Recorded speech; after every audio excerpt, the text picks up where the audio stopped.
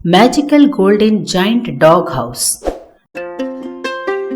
एक गांव में चंद्रम नाम का आदमी रहता था।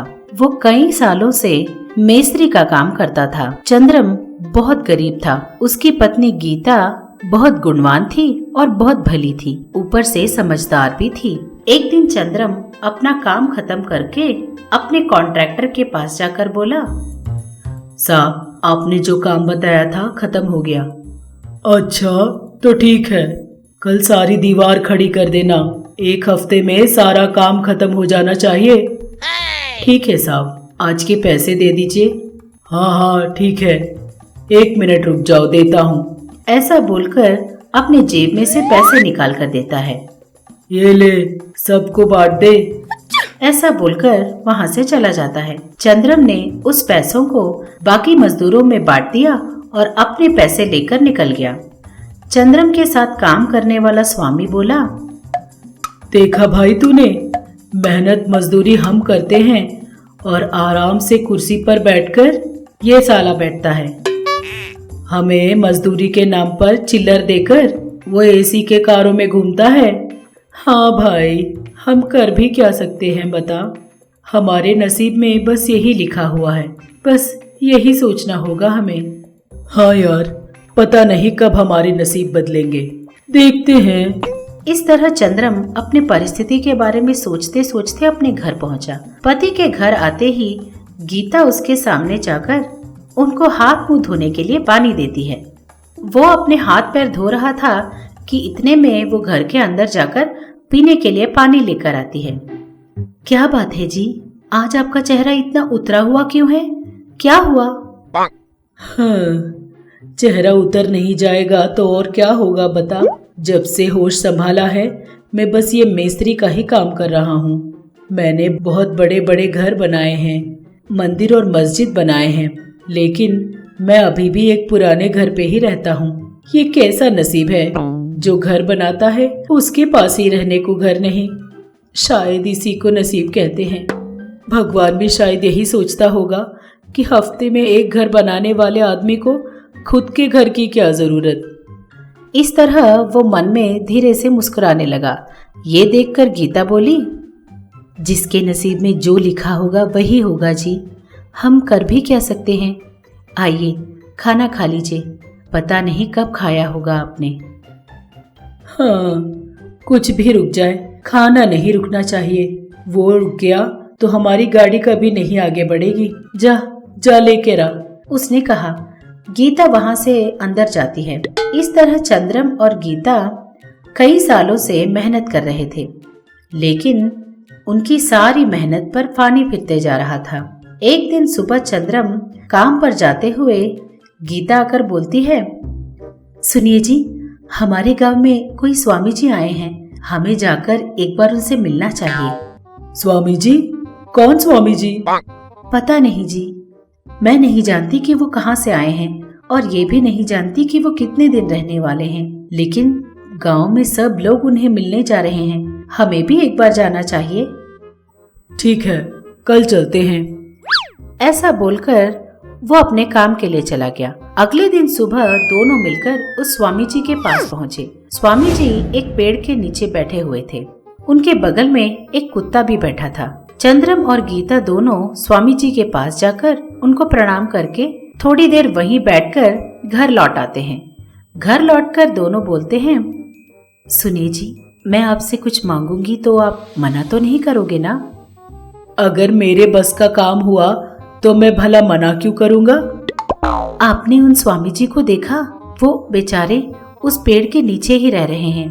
धूप हो या बारिश, वो हमेशा उस पेड़ के नीचे बैठकर ही ध्यान लगा कर रहते हैं, बेचारे।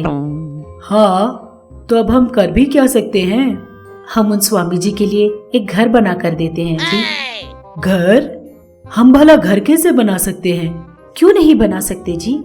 घर बनाने वाले आप हैं, आपको जो भी मदद चाहिए मैं कर दूंगी। लेकिन उतने पैसे हम कहाँ से लाएंगे? मैंने एक एक करके आपके पैसों में से कुछ पैसे बचाए हैं, उसी से बना देंगे। ये सब तो ठीक है, लेकिन कैसे बनाएंगे, कहाँ बनाएंगे? कोई प्लानिंग तो होनी चाहिए ना। इस तरह अचानक बनाने का सोच लेंगे तो नहीं चलता। क्यों नहीं चलेगा जी? कुछ वैरायटी का बना देते हैं। इसे देखकर पूरे गांव वालों को आपके काम के बारे में पता चलना चाहिए। ऐसा घर बनाइए जो आज तक आपने कहीं नहीं बनाया हो। अच्छा, तू ही बता कैसे बनाए? उसने पूछा। गीता ने थोड़ी देर सोचा और कुछ सोचकर बोली, हाँ, आपने देखा उन स्वामी जी के बगल में एक कुत्ता बैठा हुआ था। हो सकता है वो स्वामी जी का प्रिय शिष्य हो। अगर हमने उस कुत्ते के आकार का घर बनाया तो कितना अच्छा होगा ना? क्या कुत्ते के आकार में घर? आज तक मैंने ऐसा घर कभी नहीं बनाया। अगर बनाया तो हम ही पहले लोग होंगे। हाँ, तो ठीक है, हम कुत्ते के आकार का घर ही बनाएंगे और उस घर को स्वामी जी को दे देंगे। अच्छा, ठीक है, चल बनाते हैं। ऐसा बोलकर उन्होंने एक कुत्ते के आकार में घर बनाना शुरू कर दिया। थोड़े ही दिनों में उन्होंने उस घर को बना दिया और एक दिन स्वामी जी के पास गए। स्वामी, एक बार आप हमारे घर पधारिए। हमने आपके लिए एक तोहफा रखा है। भूख लगने पर घर घर घूमकर भीख मांगने वाले मुझ स्वामी को तुम कैसा तोहफा देना चाहते हो बेटा? ऐसा मत कहिए स्वामी जी, मैंने इस तोहफे को आपके लिए ही बनाया है। आपको जरूर आना होगा। ऐसा बोलकर स्वामी जी को अपने साथ लेकर पहुंचा। सामने एक बहुत बड़े कुत्ते के आकार में एक घर था। ये देखकर स्वामी जी बोले, बेटा, ये सब क्या है? स्वामी, आप जब देखे उस पेड़ के नीचे ही बैठे रहते हैं। धूप और बारिश में भी आपको उसी पेड़ के नीचे बैठना पड़ता है। इसीलिए हमने आपके लिए आपके मनपसंद, हमेशा आपके साथ रहने वाले उस कुत्ते के आकार में इस घर को बनाया है। ये घर सिर्फ आपका है स्वामी जी, कृपा करके आप इसी में रहिए। उसने कहा। ये सब सुनकर स्वामी जी मुस्कुराते हुए बोले, तुम लोगों के पास रहने को घर नहीं, लेकिन अपने लिए घर बनाने के बदले तुमने मेरे लिए घर बनाया। क्यों बेटा? हमको तो उस घर की आदत हो गई है, लेकिन आपके पास सर पर बिल्कुल छत नहीं थी, इसीलिए आपके लिए ये बनवाया है। उसने कहा। स्वामी जी बहुत खुश हो गए।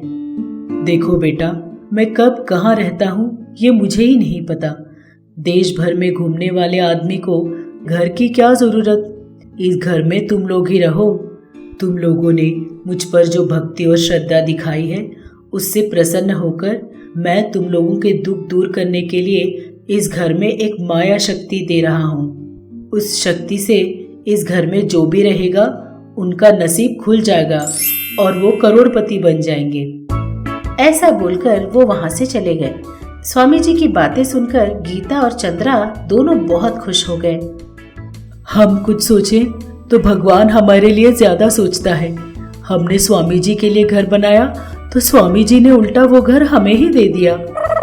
हाँ जी, आज से हम इसी घर में रहेंगे। हमें जो भी पैसे मिलेंगे उससे हम गरीबों की सहायता किया करेंगे। तुमने सही कहा गीता, ऐसा ही करते हैं। ऐसा सोचकर उस दिन से वो दोनों उसी घर में रहने लगे। स्वामी जी के वरदान के मुताबिक जब से वो उस घर में रहने लगे, उनका नसीब खुल गया। थोड़े ही दिनों में उनके सारे दुख दूर हो गए और वो लोगों की मदद करते हुए खुशी खुशी रहने लगे। आप सबको प्रणाम। मैं आप सबकी मनपसंद सास हूँ। हाय, और मैं आप सबकी चहेती बहू हूँ।